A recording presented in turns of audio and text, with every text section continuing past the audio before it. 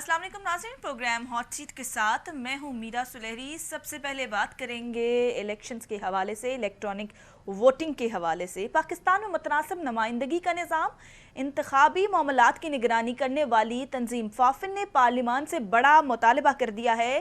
Free and fair election network FAFEN ने parliament से मुतालबा किया है कि मुतअद्दिद उम्मीदवारों में से ज़्यादा वोट लेने वाले किसी एक उम्मीदवार को मुंतखब करने वाले फर्स्ट पास दी पोस्ट निज़ाम पर नजरसानी करे, क्योंकि ये नाकिस इंतखाबी निज़ाम जो है सही मायनों में अवामी राय की नुमाइंदा असम्बलियों और हुकूमतें मुंतखब करवाने से कासिर है। हम यही देखते आए हैं कि हमेशा से यही बात चलती आई, जब कोई एक पार्टी इलेक्ट हो जाती है तो ओपोजिशन जो है यही इल्ज़ाम लगाती है कि जो है इलेक्शन में धांधली हुई है, इलेक्शन कमीशन की कारकर्दगी के ऊपर सवालिया निशान लगा दिया जाता है।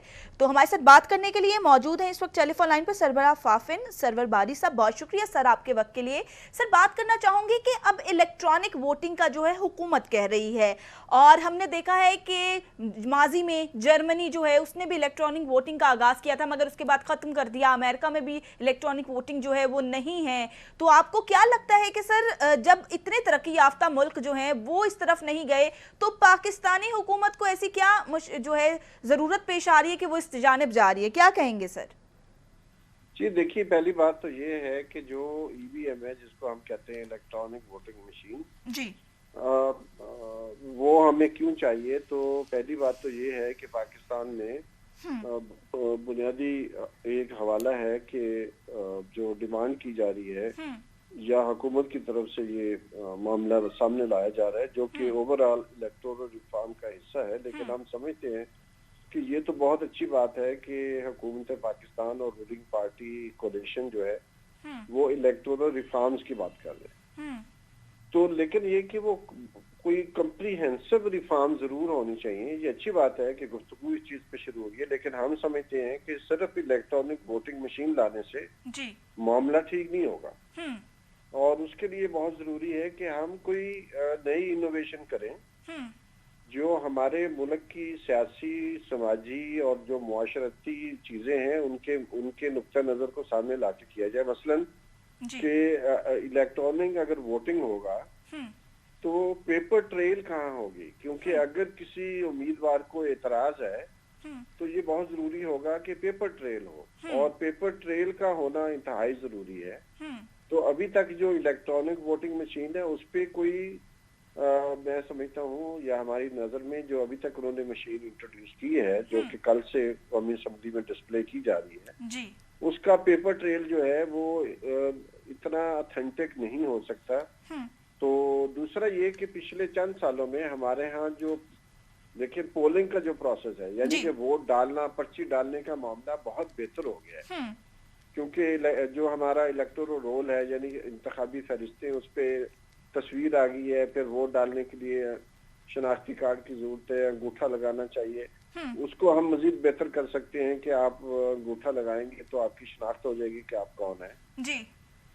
या अब फेस रिकग्निशन का मामला भी हो गया है, कोई इतनी महंगी टेक्नोलॉजी नहीं है जी। तो एक तो बात यह है कि पाकिस्तान जहाँ पॉलिटिकल हवाले से जो शकूक व शुबात पाए जाते हैं वो इलेक्ट्रॉनिक वोटिंग मशीन से कैसे कम होंगे, ये चीज गवर्नमेंट को एक्सप्लेन करनी पड़ेगी। दूसरी हमारी तरफ से तजवीज ये है, या मेरी तरफ से तजवीज ये है कि काउंटिंग का मामला जो है वो बहुत गंभीर है, उसी के ऊपर शकूक व शुबात पैदा किए जाते हैं या किए जाते हैं। और दूसरा है रिजल्ट जो तैयार किए जाते हैं। तो मेरी तजवीज ये है कि जो पोलिंग का प्रोसेस है वो पहले वाले को जरा बेहतर कर लें, लेकिन जो काउंटिंग का प्रोसेस है उसके लिए मशीन रीडेबल बैलेट पेपर इस्तेमाल करें। जैसे कि हमारे यहाँ बैंकों में नोट गिनने की बात है, तो इसी तरह मशीन रीडेबल बैलेट पेपर दुनिया में मौजूद हैं। तो वो स्कैनिंग मशीनें होती हैं जो जिस कैंडिडेट के सामने निशान लगा होता है वो उसी को पढ़ती हैं। तो वो मशीनें चंद घंटों में, 1-2 घंटों में सारे बैलेट पेपर एक कॉन्स्टिट्यूंसी के गिन सकती है, और वो ऑटोमेटिकली फिर रिजल्ट जो है वो फॉर्म 45 पे तैयार भी कर सकती है। तो चूंकि हमारे यहाँ बड़ा मसला है कि ट्रेसेबल ऑडिटेबल सिस्टम का होना जरूरी है, उसको इम्प्रूव करने की जरूरत है, और उसमें देखने की जरूरत है कि अगर तो बैलेट जो ईवीएम है वो ट्रेसेबल बैलेट पेपर को पैदा कर सकती है। जब आप निशान लगाएं तो फिर ज्यादा बेहतर होगा, उस पर ज्यादा एतमाद भी लोगों का होना चाहिए। जी सरवर साहब, ये बताइएगा कि जिस तरह अब जो है, अगर हमने 2018 की बात करें इलेक्शंस की, तो वो देखें एंड टाइम पे आरटीएस सिस्टम बैठ गया था।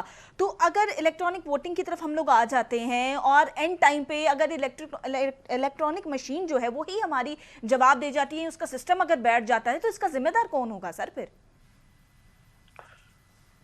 जाहिर है कि इसका इम्कान हमेशा होता है कि टेक्नोलॉजी जो है वो फेल हो जाए। हमारे यहाँ बहुत सारे दूर दराज इलाके हैं जहाँ पर बिजली की सप्लाई या फिर जो सैबोटाज करने वाले एलिमेंट हैं उनका काफी अमल दखल हो सकता है, बढ़ सकता है। जो लोग बैलेट बॉक्स को उठा के भाग सकते हैं वो मशीन को भी भाग के ले जाएंगे और उसकी जगह पर फिर क्या होगा? तो मतलब ये सारे इश्यूज हैं। कनेक्टिविटी का मामला है, कई इलाकों में जो है वो अभी तक G2 चल रहा है और कई इलाकों में G4 हो गया है। तो ये जो डिस्पैरिटी मौजूद है वो भी है। ये सारी चीजें हमें मद्देनजर रखनी चाहिए और उसका एक पूरा एनालिसिस करने की जरूरत है। और ये नहीं होना चाहिए कि जो हम 10 मसले ठीक करें तो 15 नए मसले और पैदा हो जाएं। तो उसके लिए बेहतरीन यही है जो हमारे इलेक्शंस एक्ट में भी लिखा है कि इलेक्शन कमीशन जो है वो बाई इलेक्शंस में इसका पायलट करे। इससे पहले कि हम जनरल इलेक्शन में जाएं तो पायलट किया जा सकता है। बाई इलेक्शन जो हो रहे हैं 2023 के इंतखाबात से पहले जितने भी बाई इलेक्शन हो उसमें कम से कम कुछ जगहों पर कुछ पोलिंग स्टेशंस की सतह पर दोनों सिस्टम्स को इस्तेमाल किया जाए, यानी कि इलेक्ट्रॉनिक वोटिंग मशीन भी यूज करके देख लें और इसी तरह जो बैलेट पेपर है वो भी आप इस्तेमाल कर लें और फिर देखें रिजल्ट दोनों को एक है या फर्क है।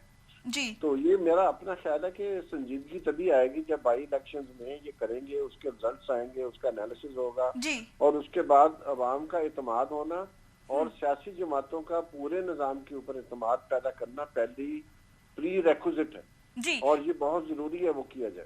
सरवर साहब, मैं यही आपसे आगे अगला क्वेश्चन करने जा रही थी कि जिस तरह अब बता रहे हैं आप भी कि कौमी असम्बली में मुतारिफ करवाने जा रहे हैं, तो आपको लगता है कि ओपोजिशन इस चीज से बिल्कुल मुतमईन हो जाएगी? हुकूमत ने तो चले ठीक है ना, हुकूमत मान लेगी, हुकूमत तो चाह भी रही है, मगर आपको क्या लगता है कि जो बड़ी पार्टी हैं, सियासी पार्टियां, वो इस चीज से जो है मुतमईन हो सकती है मुकम्मल तरीके से? देखिए ये तो बहुत जरूरी है कि जो हमारी पार्लियामानी पॉलिटिकल पार्टीज हैं पार्लियामेंट में बैठी हैं उनको ये मैच्योरिटी का जो है ना इजहार करना चाहिए और सबको इकट्ठे मिलकर और तभी कुछ चीज तय करें। हुकूमत अगर जबरदस्ती करेगी तो वो फेल हो जाएगा, फिर वो मानेंगे भी नहीं, खासतौर पर इन हालात में जबकि रूलिंग पार्टी और जो अपोजिशन पार्टीज हैं उनके दरमियान बहुत ज्यादा पोलराइजेशन है और नहीं कर रहा है। लेकिन इसके बावजूद मैं समझता हूँ कि पार्लियामेंट के अंदर जो पार्लियामानी कमेटियां होती हैं, सब कमेटीज हैं, बाकी हैं, तो सब कमेटीज के जरिए काफी मामले आगे बढ़ाए जा सकते हैं। लेकिन इसके लिए अपोजिशन को और हुकूमत को संजीदगी का मुजाहरा करना होगा, ना कि पॉलिटिकल स्कोरिंग हो टीवी और रेडियो के जरिए या अखबारात के जरिए। सरवर साहब, आपको क्या लगता है कि जिस तरह अब हम देखें कि जमहूरियत का राग जो है लापा जाता है हमारे मुल्क के अंदर, मगर एंड पे जब इंतखाबात होते हैं वहां पे आप देखें कि किस तरह इलेक्शन कमीशन को जो है मुर्द इल्जाम ठहरा दिया जाता है कि साफ शफाफ इंतखाबात नहीं करवाए गए। तो आपको लगता है कि जो इलेक्ट्रॉनिक वोटिंग आएगी इससे इलेक्शन कमीशन जो है साफ जो धांधली के जो इल्जामात इलेक्शन कमीशन के ऊपर लगाए जाते हैं वो इससे बरी हो जाएगा? नहीं, ये बिल्कुल नहीं हो सकता, क्योंकि जिस तरह की हमारी पॉलिटिकल क्लास है, जिस तरह की हमारी पॉलिटिकल लीडरशिप है, अगर मैं उनके बारे में ये कहूँ कि पाकिस्तान के जितने भी संजीदा लिखने वाले हैं, स्कॉलर्स हैं, रिसर्चर्स हैं, वो एक ही नतीजे पे पहुंचे हैं कि पाकिस्तान की जो पॉलिटिकल क्लास है, जो एलीट है, ये बहुत नैरो माइंडेड है, उनके बहुत नैरो इंटरेस्ट हैं, वो करप्ट हैं, वो जो है जमहूरियत के अंदर अवाम को लेके आना नहीं चाहते हैं। वो एक अभी आपने जिक्र किया इंट्रो में कि first pass the post system जिसके तहत हमारी असम्बलियों में अक्सरियती जो वोट है वो तो ज़ाया हो जाता है जी और एक मिनॉरिटी वोट जो है वो असम्बली में पहुंचते हैं। अगर हमारी पूरी असम्बली को भी देखें तो वो मेजॉरिटी जो पोल्ड वोट है उनकी नुमाइंदा नहीं होती, वो जी मिनॉरिटी की होती है। तो ठीक है। पूरा उन्होंने एक ऐसा सिस्टम बनाया है जिसके बारे में बरतानवी एक स्कॉलर थे जॉर्ज ऑरवेल, उसने कहा था कि British electoral system is corrupt hmm और it's a big fraud, but this fraud is implemented in an honest manner. तो वही सिस्टम हमने आंखें बंद कर कर यहाँ अडॉप्ट कर लिया है जी और वो सारी एलीट को बेनिफिट करता है। और आप देखें एक ही खानदान से 10-10, 11-11 लोग जो है हमारी असेंबली में बैठे हैं। जी आप शरीफ खानदान को देख लें, आप जरदारी फैमिली को देख लें, बिल्कुल आपको और भी बहुत सारी ऐसी डायनेस्टीज मिलती हैं जिनकी ना सिर्फ के जनरेशन टू जनरेशन बल्कि एक ही जनरेशन में बाप भी है, बेटा भी है और जैसे शाह महमूद कुरैशी साहब हैं वो खुद भी हैं जी और उनका बेटा भी असेंबली में बैठा है। मतलब वो अकेले नहीं है, बहुत सारे जी और लोग हैं। हर खानदान की कोशिश है कि वो कब्जा करे। कब्जा गिलानी साहब हैं, वो 4 उनके बेटे और खुद वो इलेक्शन लड़ते हैं, उनके भाई भी टिकट जी ले लेते हैं। जी तो कहाँ है बाकी समाज, कहाँ है जो मिडिल क्लास है पाकिस्तान की, वो किधर है? बिल्कुल ऐसे ही है तो कि ये पूरा सिस्टम जो है वो समझते हैं कि this is the best system for them hmm और इसको हम मैनिपुलेट भी बहुत इजीली कर सकते हैं। क्योंकि अगर मैं 12-13% वोट लेकर पाकिस्तान की तीसरी बड़ी या दूसरी बड़ी पार्लिमानी पार्टी बन सकता हूँ, हम्म तो मुझे फिर इस सिस्टम को जिंदा रखना है जो कि बहुत करप्ट है, अनरिप्रेजेंटेटिव है, हम्म गैर जमहूरी है, गैर जमहूरी गवर्नेंस है। अगर आपका पॉलिटिकल इलेक्टोरल सिस्टम जी डेमोक्रेटिक नहीं होगा, जी मेजॉरिटी की जो एस्पिरेशंस है उसकी रिफ्लेक्शन नहीं होगी, तो फिर एलीट करप्शन करेगी और कुछ नहीं करेगी। जी इसलिए तो मीडिया को, सिविल सोसाइटी को जी मिलकर इस मसले को उठाना चाहिए। बिल्कुल सर, आखिर में एक आपसे मुख्तसर सा जवाब लेना चाहूंगी, ये सवाल करूंगी कि सेनेट में हॉर्स ट्रेडिंग को कैसे रोका जा सकता है? लोग करोड़ों रुपए दे के सेनेटर मुंतखब हो जाते हैं, इस हवाले से क्या कहेंगे? मुख्तसर जवाब दीजिएगा सर प्लीज। देखिए, अगर आप सूअर पर अल्लाह अकबर करके उसको जायज तो नहीं कर सकते। जी सिर्फ जो जायज जानवर हैं उन पर अल्लाह अकबर करके ज़िबा कर सकते।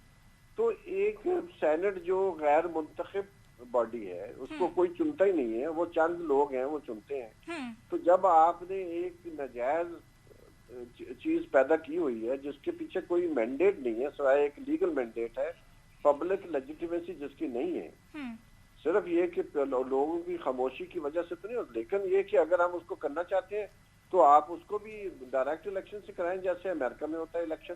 सेनेट का सारी कौम वोट डालती है।